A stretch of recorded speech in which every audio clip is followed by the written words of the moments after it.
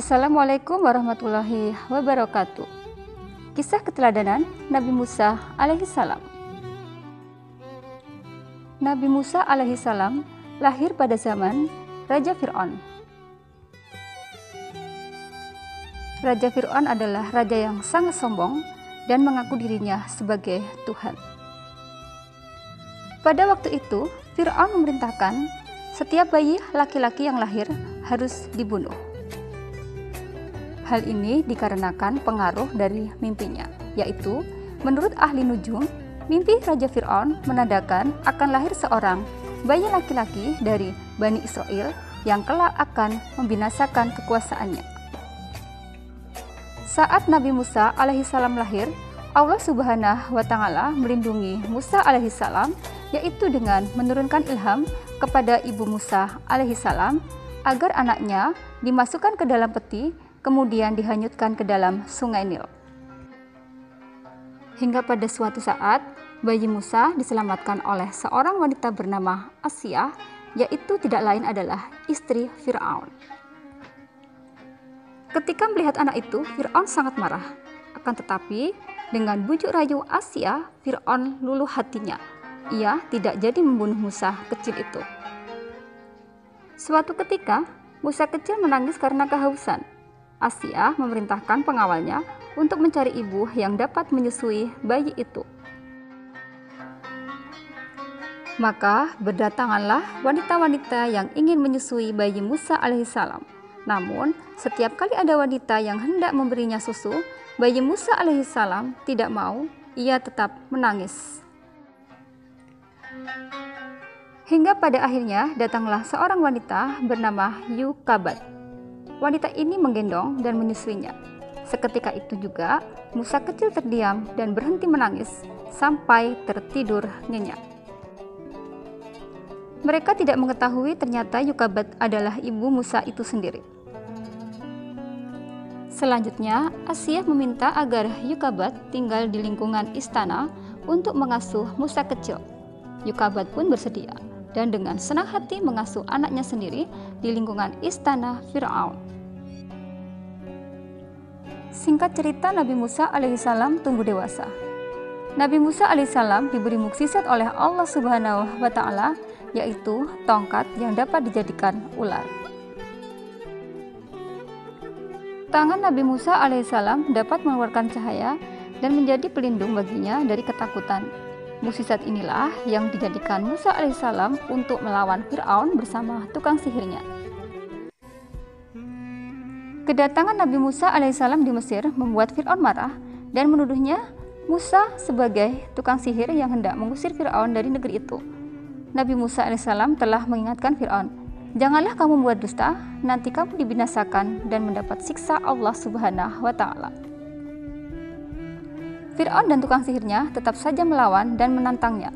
Akhirnya Musa alaihissalam meladeninya dan berkata, "Kalau begitu, kumpulkanlah semua tukang sihirmu, datangkanlah beramai-ramai, kita berjumpa di suatu tempat."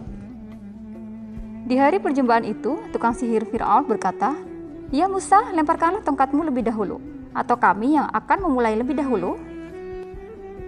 Sahut Musa alaihissalam, "Kamulah lebih dahulu." Lalu tukang sihir Fir'aun melemparkan tali-tali dan tongkat-tongkatnya yang kemudian berubah menjadi ular menjalar mengelilingi Nabi Musa alaihissalam. Di saat demikian, Allah Subhanahu wa Ta'ala berfirman dalam Quran surat Toha ayat 69. "Dan lemparkanlah apa yang ada di tangan kananmu, niscaya ia akan menelan apa yang mereka perbuat. Sesungguhnya, apa yang mereka perbuat itu adalah tipu daya tukang sihir belaka. Dan tidak akan menang tukang sihir itu dari mana saja ia datangnya." Lalu Nabi Musa alaihissalam mengikuti perintah Allah Subhanahu wa Ta'ala, kemudian ia melemparkan tongkatnya. Seketika itu jadilah ular besar merayap sambil memakan ular-ular tukang sihir Fir'aun. Kejadian ini membuat sebagian tukang sihir Fir'aun mengaku kalah dan bersujud kepada Tuhan. Sebagaimana firman Allah Subhanahu wa Ta'ala dalam Quran surat Toha ayat 70.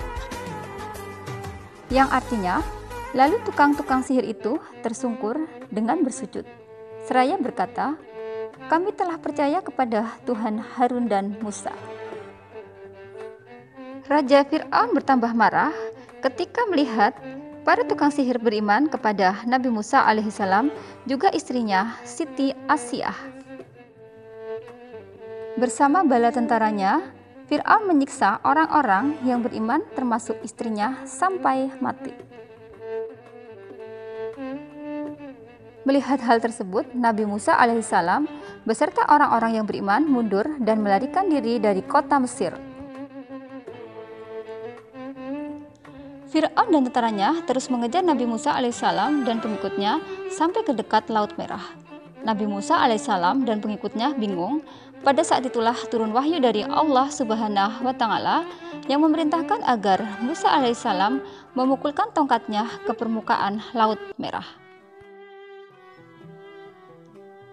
Kemudian tiba-tiba Laut Merah membelah menjadi dua. Jalan yang panjang terbentang di hadapan mereka. Nabi Musa alaihissalam dan pengikutnya terus berlari mengikuti jalan panjang yang telah terbentang menuju seberang. Di kejauhan terlihat Fir'aun dan bala tentaranya terus saja mengejar Nabi Musa alaihissalam. Akhirnya Nabi Musa alaihissalam sampai di seberang dengan selamat. Sementara Fir'aun dan tentaranya masih berada di pertengahan jalan. Di saat itulah Allah Subhanahu wa Ta'ala mengembalikan Laut Merah seperti semula. Dan akhirnya Fir'aun dan tentaranya pun ditelan oleh air laut. Demikianlah pembalasan dari Allah Subhanahu wa Ta'ala terhadap orang yang durhaka. Demikianlah kisah keteladanan Nabi Musa alaihissalam untuk dapat kita jadikan pelajaran bagi kehidupan kita.